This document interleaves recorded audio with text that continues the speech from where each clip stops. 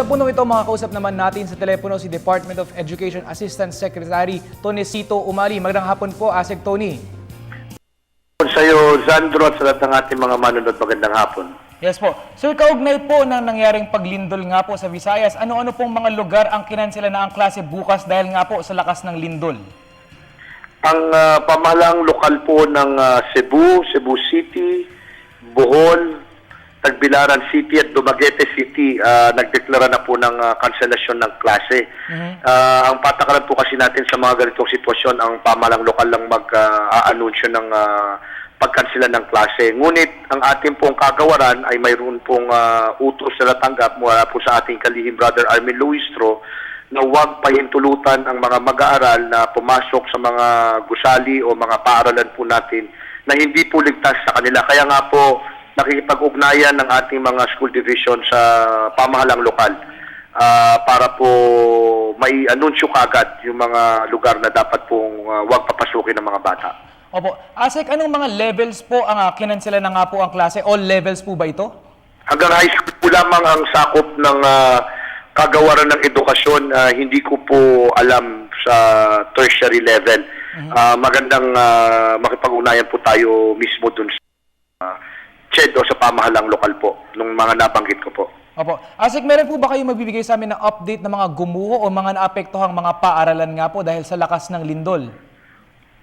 Ang reports po natin kay RD Dulangon, Regional Director Dulangon, ay yung sa Cebu, lalawigan ng Cebu at Bohol, medyo bagamat wala pa pong ulat na gumuhong gusali o na paaralan, ay may mga cracks po tayong nakikita. Kaya nga po kagad-agad na sinabi nga po natin sa pamahalaang lokal na dapat po kanselahin ng klase. At yun naman po ang nangyari. At ang utos din po ng ating kalihim Brother Armin Luistro, yung mga opisyalis po ng ating paaralan dapat po pumasok, tingnan, ang walang pasok lamang po ay ang mga bata, at pagkatapos po ay iulat po ito kaagad sa ating mga school division engineers at i-assess po natin kung ano na po ang mga paaralan na pwede na pong may pasok pagkatapos po ng bukas. Opo. Asik, na ibalita nga po na kailangan daw po maghanda sa mga aftershocks. Ano naman po ang direktiba ng DepEd para po sa mga guro at sa mga mag-aaral naman regarding this?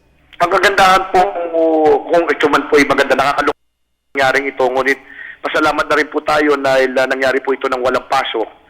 Dahil kung may pasok po ito, you can just imagine, Zandro, what may have happened, how our children will react. Napakalakas po ng lindol, lalo na po sa lalawigan ng Cebu. Nag-uusap po kami ng ating Director Dulangon.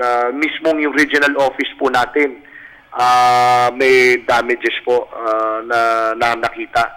At ang ating mga anak naman po ay meron pong mga earthquake drills yan, taon-taon na pinagdadaanan. At kung ito po ay nangyari nung may pasok, ay alam naman po nila yung kanilang gagawin. Alright, maraming salamat po sa inyong panahon at magandang hapon po muli. That was DepEd Assistant Secretary Tony Umali. Salamat po.